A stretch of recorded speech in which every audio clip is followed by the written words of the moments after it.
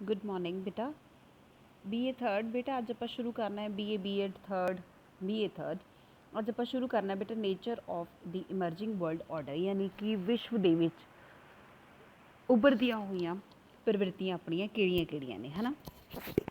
ਸੋ ਜਦੋਂ ਕੋਲਡ ਵਾਰ ਖਤਮ ਹੋ ਗਿਆ ਉਸ ਤੋਂ ਬਾਅਦ ਜਿਹੜਾ ਸੀਗਾ ਵਾਟਸਐਪ ਐਕਟ ਖਤਮ ਹੋਣ ਤੋਂ ਬਾਅਦ ਜਿਹੜਾ ਸੀਗਾ ਉਦੋਂ ਸਾਡੇ ਦੇਸ਼ ਦੇ ਵਿੱਚ ਕਿਸ ਤਰ੍ਹਾਂ ਦੀਆਂ ਤਬਦੀਲੀਆਂ ਆਈਆਂ, ਕਿਸ ਤਰ੍ਹਾਂ ਦੇ ਚੇਂਜਿਸ ਆਏ, ਉਹ ਆਪਾਂ ਇਸ ਚੈਪਟਰ ਦੇ ਵਿੱਚ ਪੜ੍ਹਨਾ ਹੈ। ਲਗਭਗ ਇਹ ਜਿਹੜਾ ਹੈਗਾ ਇਹ 20th 20ਵੀਂ ਸਦੀ ਤੋਂ ਪਹਿਲਾਂ ਅਤੇ 21 ਸਦੀ ਤੋਂ ਬਾਅਦ ਵਾਲੀ ਜਿਹੜੀਆਂ ਚੇਂਜਿਸ ਨੇ ਆਪਾਂ ਉਹਦੇ ਵਿੱਚ ਉਹ ਪੜ੍ਹਨੀਆਂ ਨੇ। ਨੰਬਰ 1 establishment of the American hegemony, America ਦੀ ਸਰਦਾਰੀ ਦੀ ਸਥਾਪਨਾ।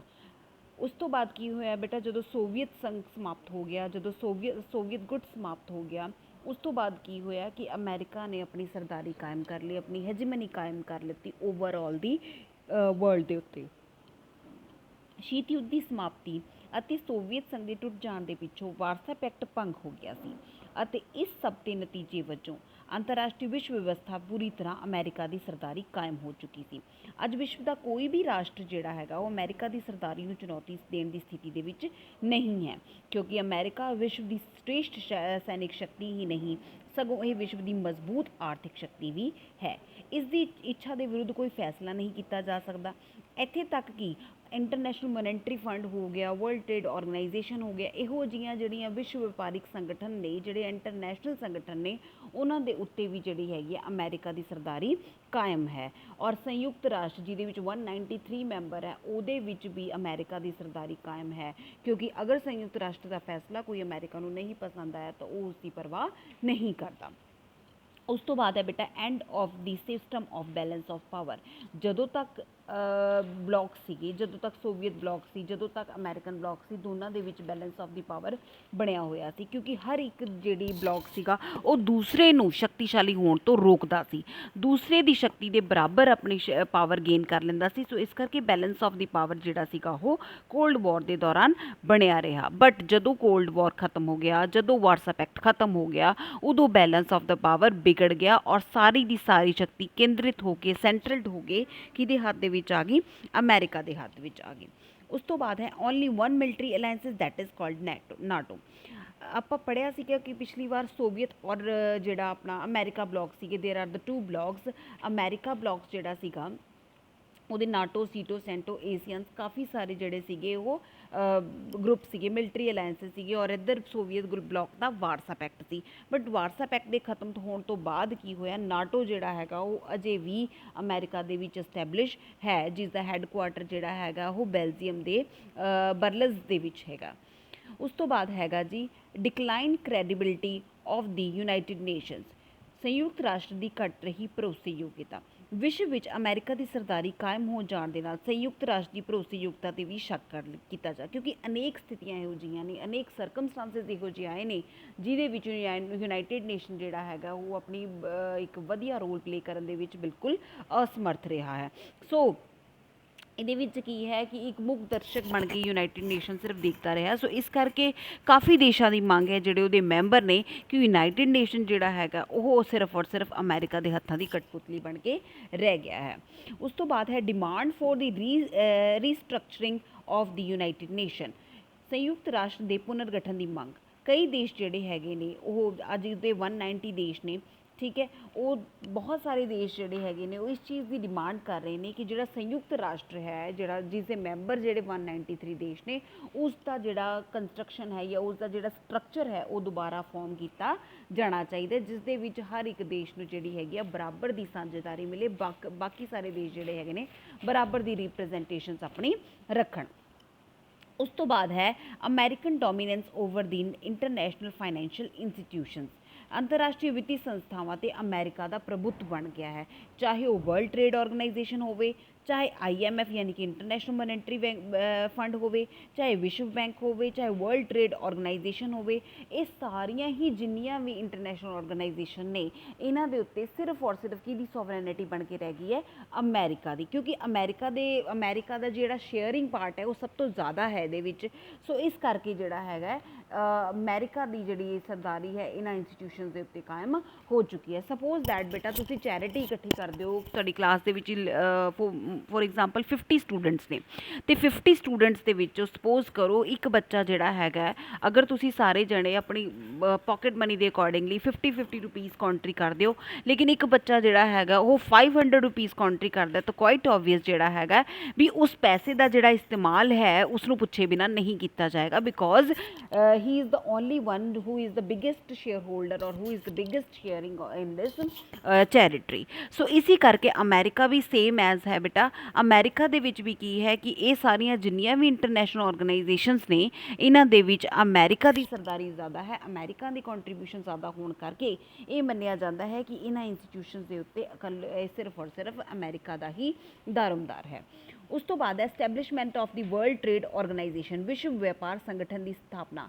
ਬੇਟਾ 1 ਜਨਵਰੀ 1955 ਨੂੰ WTO ਯਾਨੀ ਵਰਲਡ ਟ੍ਰੇਡ ਆਰਗੇਨਾਈਜੇਸ਼ਨ ਦੀ ਸਥਾਪਨਾ ਕੀਤੀ ਗਈ ਸੀ, ਤਾਂ ਕਿ ਹਰ ਇੱਕ ਦੇਸ਼ ਜਿਹੜਾ ਹੈਗਾ ਉਹ ਫ੍ਰੀ ਟ੍ਰੇਡ ਕਰ ਸਕੇ, ਆਦਾਨ ਪ੍ਰਦਾਨ ਕਰ ਸਕੇ, ਟ੍ਰੇਡਿੰਗ ਜਿਹੜੀ ਹੈਗੀ ਆ ਉਹ ਸੌਖੀ ਹੋ ਸਕੇ। ਉਸ ਤੋਂ ਬਾਅਦ ਆਉਂਦਾ ਹੈ ਗਲੋਬਲਾਈਜੇਸ਼ਨ। ਗਲੋਬਲਾਈਜੇਸ਼ਨ ਜਿਸ ਨੂੰ ਵੀ ਵਿਸ਼ਵੀਕਰਨ ਕਹਿੰਦੇ ਆ, we all know about the globalization. Globalization ਦਾ ਮਤਲਬ ਇਹ ਹੈ ਕਿ ਹਰ ਇੱਕ ਦੇਸ਼ ਜਿਹੜਾ ਹੈਗਾ ਉਹ ਦੂਸਰੇ ਦੇਸ਼ ਦੇ ਨਾਲ, ਕਿਸੇ ਵੀ ਦੇਸ਼ ਦੇ ਨਾਲ ਮਤਲਬ ਕਿ ਕਿਸੇ ਵੀ ਵਰਲਡ ਦੇ ਵਿੱਚ ਕਿਸੇ ਵੀ ਕਾਰਨਰ ਦੇ ਵਿੱਚ ਜਾ ਕੇ ਕਿਸੇ ਵੀ ਦੇਸ਼ ਦੇ ਨਾਲ ਜਿਹੜਾ ਹੈਗਾ ਉਹ ਵਪਾਰ ਕਰ ਸਕਦਾ ਹੈ। ਪਹਿਲਾਂ ਇਹ ਵਪਾਰ ਜਿਹੜਾ ਸੀਗਾ ਵਸਤੂਆਂ ਦੇ ਸੀ, ਬਟ ਹੁਣ ਜਿਹੜਾ ਹੈਗਾ ਇਹ ਸਿਰਫ ਔਰ ਸਿਰਫ ਵਸਤੂਆਂ ਦਾ ਨਹੀਂ, ਇਹਦੇ ਵਿੱਚ ਪੂੰਜੀ ਵੀ, ਪੈਸਾ ਵੀ, ਵਸਤੂਆਂ ਵੀ, ਟੈਕਨੀਕਲ ਜਾਣਕਾਰੀ ਵੀ, ਵਿਚਾਰ ਵੀ, ਲੋਕ ਵੀ, ਕਲਚਰ ਵੀ ਜਿਹੜਾ ਹੈਗਾ ਆਪਸ ਦੇ ਵਿੱਚ ਸ਼ੇਅਰ ਹੋ ਰਿਹਾ ਹੈ। ਇਸ ਕਰਕੇ ਇਸ ਵਿਸ਼ਵੀਕਰਨ ਦੀ ਜਿਹੜਾ ਪ੍ਰੋਸੈਸ ਹੈ, ਇਸਨੇ ਪੂਰੇ ਵਰਲਡ ਨੂੰ ਇੱਕ ਗਲੋਬਲ ਵਿਲੇਜ ਜਿਹੜਾ ਹੈਗਾ ਉਹ ਬਣਾ ਕੇ ਰੱਖ ਦਿੱਤਾ ਹੈ। ਉਸ ਤੋਂ ਬਾਅਦ ਆਉਂਦਾ ਬੇਟਾ ਲਿਬਰਲਾਈਜੇਸ਼ਨ। Liberal means ਉਦਾਰੀਕਰਨ। ਉਦਾਰੀਕਰਨ ਦਾ ਮਤਲਬ ਫ੍ਰੀ, ਮਤਲਬ ਕਿ ਫ੍ਰੀ ਛੱਡ ਦਿਓ, ਖੁੱਲ੍ਹਾ ਰਹਿਣ ਦਿਓ, ਮੁਕਤ ਰਹਿਣ ਦੀ, ਵਿਦਾਊਟ ਐਨੀ ਰਿਸਟ੍ਰਿਕਸ਼ਨਸ, ਓਪਨ ਕੰਪੀਟੀਸ਼ਨ ਨੂੰ ਅਸੀਂ ਕੀ ਕਹਿ ਦਿੰਦੇ ਹਾਂ, ਲਿਬਰਲਾਈਜੇਸ਼ਨ ਕਹਿ ਸਕਦੇ ਹਾਂ। ਲਿਬਰਲਾਈਜੇਸ਼ਨ ਮੀਨਸ ਅੱਜ ਹਰ ਇੱਕ ਦੇਸ਼ ਜਿਹੜਾ ਹੈਗਾ ਉਹ ਵਪਾਰ ਕਰਨ ਦੇ ਲਈ, ਆਪਣਾ ਬਿਜ਼ਨਸ ਸਟਾਰਟ ਕਰਨ ਦੇ ਲਈ ਬਿਲਕੁਲ ਉਹ ਪੂਰੀ ਤਰ੍ਹਾਂ ਫ੍ਰੀ ਹੈ। ਇਸ ਦੇ ਕਰਕੇ ਬਹੁਤ ਸਾਰੀਆਂ ਦੇਸ਼ਾਂ ਨੇ ਕੀ ਕੀਤਾ ਹੈ, ਲਾਇਸੈਂਸ ਦੀ ਪ੍ਰਣਾਲੀ ਦੀ ਜਿਹੜੀ ਹੈਗੀ ਹੈ ਪ੍ਰੋਸੀਜਰ ਹੈ ਉਸਨੂੰ ਖਤਮ ਕਰ ਦਿੱਤਾ ਗਿਆ ਹੈ। ਉਸ ਤੋਂ ਬਾਅਦ ਆਉਂਦਾ ਬੇਟਾ ਪ੍ਰਾਈਵੇਟਾਈਜੇਸ਼ਨ। ਪ੍ਰਾਈਵੇਟਾਈਜੇਸ਼ਨ ਦਾ ਮਤਲਬ ਹੈ ਕਿ ਹਰ ਇੱਕ ਸਰਕਾਰੀ ਜਿੰਨਾ ਵੀ ਇੰਸਟੀਟਿਊਸ਼ਨਸ ਨੇ ਉਹਨਾਂ ਨੂੰ ਹੌਲੀ ਹੌਲੀ ਪ੍ਰਾਈਵੇਟ ਦੇ ਵੱਲ ਨੂੰ ਜਿਹੜਾ ਹੈਗਾ ਤਬਦੀਲ ਕੀਤਾ ਜਾ ਸਕਦਾ। ਜਿਵੇਂ ਆਪਣਾ ਵੀ ਦੇਖੋ, ਬਿਜਲੀ ਮਹਿਕਮਾ ਪਹਿਲਾਂ ਸਰਕਾਰੀ ਸੀ, but now it is the private. So ਇਸ ਕਰਕੇ ਕਿਹਾ ਜਾਂਦਾ ਹੈ ਕਿ ਕਿਉਂਕਿ ਇਸ ਪ੍ਰਾਈਵੇਟਾਈਜੇਸ਼ਨ ਕਿਉਂ ਕੀਤੀ ਜਾ ਰਹੀ ਹੈ, ਕਿਉਂਕਿ ਸਰਕਾਰੀ ਦੀ ਜਿਹੜੀ as comparison to the government institution, ਜਿਹੜੇ ਪ੍ਰਾਈਵੇਟ ਇੰਸਟੀਟਿਊਸ਼ਨਸ ਹੈ ਉਹਨਾਂ ਦੇ ਵਿੱਚ ਫੈਸਿਲਿਟੀਜ਼ ਜਿਹੜੀਆਂ ਹੈਗੀਆਂ ਮੋਰ ਓਵਰ ਜ਼ਿਆਦਾ ਹੈ। ਉਸ ਤੋਂ ਬਾਅਦ ਹੈਗਾ dominant role of the multinational companies ਜਾਂ ਕਾਰਪੋਰੇਸ਼ਨਸ। ਬਹੁਰਾਸ਼ਟਰੀ ਨਿਗਮਾਂ ਦੀ ਪ੍ਰਭਾਵਸ਼ਾਲੀ ਬਣਨਾ। ਬਹੁਤ ਸਾਰੇ ਦੇਸ਼ ਜਿਹੜੇ ਹੈਗੇ ਨੇ, ਜਿਵੇਂ ਕਿ ਬਾਹਰਲੇ ਦੇਸ਼ ਆ ਕੇ ਆਪਣੇ ਇੱਥੇ ਜਿਹੜੀ ਹੈਗੀਆਂ ਕੰਪਨੀ ਸਟਾਰਟ ਕਰਦੇ ਨੇ, ਉਹਨਾਂ ਨੂੰ ਇਹ ਫਾਇਦਾ ਹੁੰਦਾ ਬੇਟਾ, ਇੱਥੇ ਲੇਬਰ ਸਸਤੀ ਮਿਲ ਜਾਂਦੀ ਹੈ ਔਰ ਸਾਡੇ ਵਰਗੇ ਲੋਕਾਂ ਨੂੰ ਫਾਇਦਾ ਹੋ ਜਾਂਦਾ ਕਿ ਸਾਨੂੰ ਇੰਪਲੋਇਮੈਂਟ ਮਿਲ ਜਾਂਦੀ ਹੈ। ਸੋ ਬਹੁਤ ਫਾਇਦਾ ਹੈ ਆਪਣੀ ਦੇਸ਼ ਨੂੰ ਵੀ ਔਰ ਜੋ ਕੰਪਨੀ ਇੱਥੇ ਆਪਣੀ ਸੈਟਅਪ ਕਰ ਰਹੀ ਹੈ, ਕੰਪਨੀ ਸੈਟਅਪ ਕਰ ਰਹੀ ਹੈ, ਉਹਨਾਂ ਨੂੰ ਵੀ। ਉਸ ਤੋਂ ਬਾਅਦ ਆਉਂਦਾ ਹੈ global spread of the information and on technology. ਅੱਜ ਦੇਖੋ ਸੂਚਨਾ ਤਕਨੀਕੀ ਦਾ ਵਿਕਾਸ ਕਿੰਨਾ ਹੋ ਰਿਹਾ, ਕੋਈ ਚੀਜ਼ ਇਹੋ ਜਿਹੀ ਨਹੀਂ ਹੈ ਜੋ ਬਾਹਰਲੇ ਦੇਸ਼ਾਂ ਦੇ ਵਿੱਚ ਮਿਲਦੀ ਹੈ ਔਰ ਆਪਣੇ ਦੇਸ਼ ਦੇ ਵਿੱਚ ਨਹੀਂ ਮਿਲ ਰਹੀ ਹੈਗੀ ਹੈ। ਉਸ ਤੋਂ ਬਾਅਦ ਹੈਗਾ ਜੀ interdependence of the developed and the developing countries. ਵਿਕਸਿਤ ਔਰ ਵਿਕਾਸਸ਼ੀਲ ਦੇਸ਼। ਵਿਕਸਿਤ ਬੇਟਾ ਹੈ ਜੋ ਆਲਰੇਡੀ ਆਪਣੇ ਆਪ ਨੂੰ ਡਿਵੈਲਪ ਕਰ ਚੁੱਕੇ ਨੇ। ਵਿਕਾਸਸ਼ੀਲ ਦੇਸ਼ ਉਹ ਦੇਸ਼ ਹੁੰਦੇ ਨੇ ਜਿਨ੍ਹਾਂ ਦਾ ਵਿਕਾਸ ਹਜੇ ਵੀ ਚੱਲ ਰਿਹਾ ਹੈ। India is one of the developing country. So developed ਔਰ ਡਿਵੈਲਪਿੰਗ ਕੰਟਰੀ ਜਿਹੜੀ ਹੈਗੀ ਹੈ, ਇਹਨਾਂ ਦਾ ਜਿਹੜਾ ਆਪਸ ਦੇ ਵਿੱਚ ਕੰਟਰੀਬਿਊਸ਼ਨ ਹੈ ਉਹ ਲਗਾਤਾਰ ਵੱਧਦਾ ਜਾ ਰਿਹਾ ਹੈ। ਜਿਵੇਂ ਹੁਣ ਵੀ ਦੇਖੋ ਤੁਸੀਂ, ਅਗਰ ਪ੍ਰੈਜ਼ੈਂਟਲੀ ਮੈਂ ਐਗਜ਼ਾਮਪਲ ਲਵਾਂ, ਆਕਸੀਜਨ ਸਿਲੰਡਰਸ ਦੇਖੋ ਤੁਸੀਂ, ਇੰਡੀਆ ਨੂੰ ਲੋੜ ਪਈ ਤਾਂ ਬਾਹਰਲੀ ਕੰਟਰੀਜ਼ ਜਿਹੜੀਆਂ ਹੈਗੀਆਂ, ਜਿਹੜੀਆਂ ਡਿਵੈਲਪਡ ਕੰਟਰੀਜ਼ ਨੇ, ਤਾਂ ਉਹ ਜਿਹੜੀਆਂ ਹੈਗੀਆਂ ਇੰਡੀਆ ਨੂੰ ਸਪਲਾਈ ਕਰ ਰਹੀਆਂ ਨੇ, ਮਦਦ ਕਰ ਰਹੀਆਂ ਨੇ। ਤਾਂ that is called interdependence of between the developed ਔਰ ਦੀ ਡਿਵੈਲਪਿੰਗ ਕੰਟਰੀਜ਼। ਉਸ ਤੋਂ ਬਾਅਦ ਹੈ growing popularity of the economical organization. ਜਿਵੇਂ WTO ਹੋ ਗਿਆ, Association of South Eastern Nations ਹੋ ਗਿਆ, G20, G15, G8, G15, G8 ਬੇਟਾ ਇਹ ਸਾਰੇ ਜਿਹੜੇ ਹੈਗੇ ਨੇ that is called a group of the nations, ਜਿਹਨਾਂ ਨੇ ਆਪਸ ਦੇ ਵਿੱਚ 4-4, 5-5 ਜਣਿਆਂ ਨੇ, ਦੇਸ਼ਾਂ ਨੇ ਇਕੱਠੇ ਹੋ ਕੇ ਆਪਣੇ ਆਪ ਨੂੰ ਇੱਕ ਵਧੀਆ ਸੈਟਅਪ ਕਰਨ ਦੇ ਲਈ, ਆਪਣੀ ਗਰੋਥ ਦੇ ਲਈ ਜਿਹੜਾ ਹੈਗਾ ਇਹ ਸਟੈਪ ਚੱਕਿਆ ਹੈ। ਉਸ ਤੋਂ ਬਾਅਦ ਹੈਗਾ non alignment movement in search of the new role. ਗੁੱਟ ਨਿਰਪੇਖਤਾ ਅੰਦੋਲਨ ਆਪਣੀ ਇੱਕ ਨਵੀਂ ਭੂਮਿਕਾ ਦੀ ਪਾਲ ਕਰ ਰਿਹਾ ਹੈ, ਕਿਉਂਕਿ ਪਹਿਲਾ ਸਿਚੁਏਸ਼ਨ ਕੁਝ ਹੋਰ ਸੀ।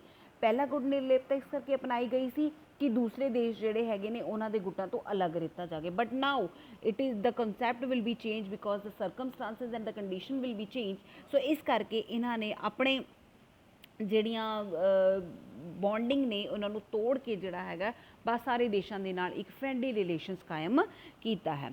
ਉਸ ਤੋਂ ਬਾਅਦ ਹੈ change in the extreme nature of the communalism, ਸਮਾਜਵਾਦ ਦੇ ਉਗਰ ਸਰੂਪ ਦੇ ਵਿੱਚ ਪਰਿਵਰਤਨ। ਸੋਵੀਅਤ ਕ੍ਰਾਂਤੀ ਤੋਂ ਪਿੱਛੋਂ ਵਿਸ਼ਵ ਦੇ ਵਿੱਚ ਸਮਾਜਵਾਦੀ ਵਿਚਾਰਧਾਰਾ ਦਾ ਕਾਫੀ ਪ੍ਰਸਾਰ ਹੋਇਆ। ਹੁਣ ਸਾਰੇ ਹੀ ਦੇਸ਼ ਜਿਹੜੇ ਹੈਗੇ ਨੇ ਆਪਣੇ ਆਪ ਨੂੰ ਇੱਕ ਆਪਣੀ ਸੈਲਫ ਰਿਸਪੈਕਟ ਨੂੰ ਦੇਖਦੇ ਹੋਏ ਸਾਰੇ ਦੇਸ਼ ਜਿਹੜੇ ਹੈਗੇ ਨੇ ਕੋਆਪਰੇਸ਼ਨ ਵੱਲ ਵੱਧ ਰਹੇ ਨੇ, ਇੱਕ ਦੂਜੇ ਦਾ ਸਾਥ ਦੇ ਰਹੇ ਨੇ। ਮਨੁੱਖੀ ਅਧਿਕਾਰਾਂ ਦੇ ਵਿਸ਼ੇ ਦੀ ਵੱਧਦੀ ਹੋਈ ਮਹੱਤਵਤਾ, growing importance of the issue of human rights. ਹਰ ਇੱਕ ਦੇਸ਼ ਜਿਹੜਾ ਹੈਗਾ ਉਹ ਆਪਣੇ ਨਾਗਰਿਕ ਨੂੰ ਹਿਊਮਨ ਰਾਈਟਸ ਦੇਣ ਦੇ ਪੱਖ ਦੇ ਵਿੱਚ ਹੈ, ਕਿਉਂਕਿ ਅਗਰ ਹਿਊਮਨ ਗਰੋਥ ਕਰੇਗਾ, ਅਗਰ ਕਿਸੇ ਦੇਸ਼ ਦਾ ਨਾਗਰਿਕ ਗਰੋਥ ਕਰੇਗਾ, ਓਨਲੀ ਦੈਨ ਜਿਹੜਾ ਹੈਗਾ ਉਸ ਦੇਸ਼ ਦਾ ਜੇ ਉਹ ਦੇਸ਼ ਤਰੱਕੀ ਕਰੇਗਾ। ਸੋ ਇਸੀ ਕਰਕੇ 10 ਦਸੰਬਰ 1948 ਨੂੰ ਮਨੁੱਖੀ ਅਧਿਕਾਰਾਂ ਦੇ ਵਿੱਚ ਵਿਸ਼ਵ ਵਿਆਪੀ ਘੋਸ਼ਣਾ, ਜਿਸ ਨੂੰ ਤੁਸੀਂ universal declaration of human rights ਜਾਰੀ ਕੀਤਾ ਗਿਆ ਸੀ, ਔਰ 10 ਦਸੰਬਰ ਦਾ ਜਿਹੜਾ ਦਿਨ ਹੈ ਉਹ ਮਨੁੱਖੀ ਅਧਿਕਾਰਾਂ ਨੂੰ ਸਮਰਪਿਤ ਹੋ ਕਰਕੇ ਮਨਾਇਆ ਜਾਂਦਾ ਹੈ। Issue of the problem of environment, ਜਿਹੜਾ ਹੈਗਾ ਇਨਵਾਇਰਮੈਂਟ ਜਿਹੜਾ ਹੈਗਾ ਉਹ ਵੀ ਇੱਕ ਮਹੱਤਵਪੂਰਨ ਵਿਸ਼ਾ ਹੈ। ਅੱਜ ਹਰ ਇੱਕ ਦੇਸ਼ ਜਿਹੜਾ ਹੈਗਾ ਜਿਵੇਂ ਇਨਵਾਇਰਮੈਂਟਲ ਚੇਂਜਿਸ ਆ ਰਹੇ ਨੇ ਉਸ ਦੇ ਵੱਲ ਵੀ ਜਿਹੜਾ ਹੈਗਾ ਹਰ ਇੱਕ ਦੇਸ਼ ਧਿਆਨ ਦੇ ਰਿਹਾ ਹੈ।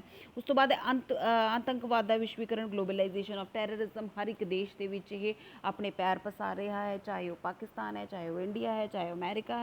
ਹਰ ਇੱਕ ਦੇਸ਼ ਜਿਹੜਾ ਹੈਗਾ ਉਹ ਟੈਰਰਿਜ਼ਮ ਜਿਹੜਾ ਹੈਗਾ ਉਸ ਨੂੰ ਫੇਸ ਕਰ ਰਿਹਾ ਹੈ। ਇੱਕ ਗਲੋਬਲ ਜਿਹਨੂੰ ਕਹਿੰਦੇ ਗਲੋਬਲ ਇੱਕ ਪ੍ਰੋਬਲਮ ਬਣ ਕੇ ਰਹਿ ਚੁੱਕੀ ਹੈ, ਜਿਸ ਦਾ ਹਰ ਇੱਕ ਦੇਸ਼ ਜਿਹੜਾ ਹੈਗਾ ਉਹ ਆਪਣੇ ਪੱਧਰ ਤੇ ਇਸ ਦੇ ਨਾਲ ਲੜਨ ਦੀ ਕੋਸ਼ਿਸ਼ ਕਰ ਰਿਹਾ ਹੈ। ਯੂਰਪ ਦੇ ਏਕੀਕਰਨ ਦੇ ਯਤਨ, efforts of toward the unity of the Europe. ਜਿਹੜੇ ਯੂਰਪ ਦੇ ਦੇਸ਼ ਨੇ ਜਿਨ੍ਹਾਂ ਨੇ ਸੈਕੰਡ ਵਰਲਡ ਵਾਰ ਦੇ ਵਿੱਚ ਕਾਫੀ ਜ਼ਿਆਦਾ ਖਸ਼ਤੀ ਹੋਈ ਸੀ, ਕਾਫੀ ਜ਼ਿਆਦਾ ਨੁਕਸਾਨ ਹੋਇਆ ਸੀ, ਹੁਣ ਆਪਣੇ ਆਪ ਨੂੰ ਕਿਸੇ ਨਾ ਕਿਤੇ ਸੰਜੋਗ ਆਪਣੇ ਆਪ ਨੂੰ ਸਮੇਟਣ ਦੀ ਕੋਸ਼ਿਸ਼ ਕਰ ਰਹੇ ਔਰ ਕਾਫੀ ਹੱਦ ਤੱਕ ਜਿਹੜਾ ਹੈਗਾ ਇਕਨੋਮਿਕਲ ਗਰੋਥ ਜਿਹੜੀ ਹੈਗੀ ਉਹਨਾਂ ਦੀ ਹੋ ਗਈ ਹੈ। India as emerging power, India ਜਿਹੜਾ ਹੈਗਾ ਉਹ ਵੀ ਆਪਣੇ ਆਪ ਦੇ ਇੱਕ ਅਮਰਜਿੰਗ ਪਾਵਰ ਦੇ ਰੂਪ ਦੇ ਵਿੱਚ ਉੱਭਰ ਕੇ ਸਾਹਮਣੇ ਆ ਰਿਹਾ ਹੈ। ਹੁਣ ਸਾਡੇ ਕੋਲ ਹਰ ਇੱਕ ਪਾਵਰ ਹੈ, ਨਿਊਕਲੀਅਰ ਪਾਵਰ ਹੋ ਗਿਆ, ਵਰਲਡ ਪਾਵਰ ਹੋ ਗਿਆ, ਵਰਲਡ ਪਾਵਰ ਦੇ ਰੂਪ ਦੇ ਵਿੱਚ ਉੱਭਰ ਕੇ ਆ ਰਿਹਾ। ਹੁਣ ਬਹੁਤ ਸਾਰੇ ਦੇਸ਼ ਜਿਹੜੇ ਹੈਗੇ ਨੇ ਉਹ ਇੰਡੀਆ ਦੇ ਨਾਲ ਇੱਕ ਫਰੈਂਡਲੀ ਰਿਲੇਸ਼ਨਸ਼ਿਪ ਕਾਇਮ ਕਰਨਾ ਚਾਹੁੰਦੇ ਨੇ।